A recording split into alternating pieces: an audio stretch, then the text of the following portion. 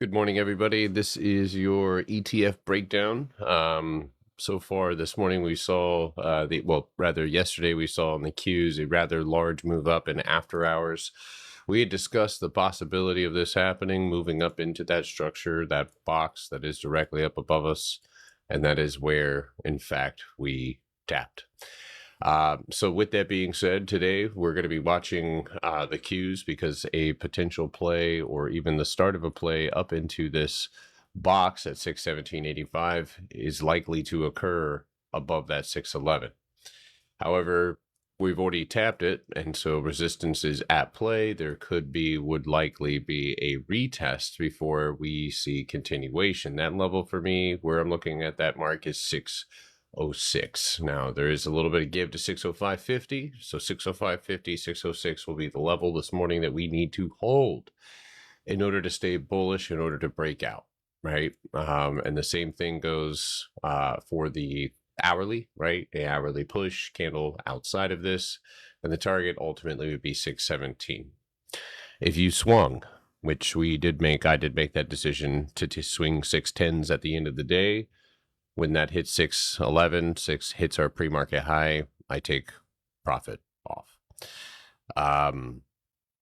So anyway, that being said, if by some chance, because we have to have a plan for both sides, if we did fall, it would be the previous box, right, that sits right here, that would ultimately be that sell signal, and that would be 696.68.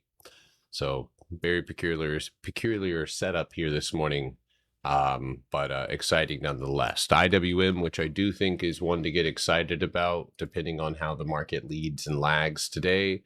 We have gone red and have not recaptured 236, which is a little bit discouraging, at least for the bulls, right? If I chose not to really take a position on this one, as it really didn't strike me as something that was likely going to move with what's up was ahead of it. But with that being said, IWM this morning tried to move out into the imbalance of this wick and pulled itself back in. So ultimately, moving down to the hourly, we know what we have to reclaim. That being said, on the 30-minute, it clears up a little bit further that we do have a pretty nice structure here. If that's lost, we fall. I 232.70, and I would look at the target down below here at 232.17, possibly 231.50. On the flip side of this, of course, because was the previous resistance, which has turned into cost basis or the 50% mark of this range. If we were to pull back, bounce, punch, we could attempt to be making or to go and make another new high. The fact that we've expended so much energy to do just a little bit on IWM could still be bearish. And we could be still looking for a downside play, which I talked about last night as being under 231, taking it all the way into that empty space over here to your left. So looking good here for a potential play, but you got to stay on your toes for this one. SPY, this one has responded pretty well, obviously, with the cues reaching up and out outside of the channel that I drew here as well, but also moving up as it usually does into structure, right? Beautifully placed.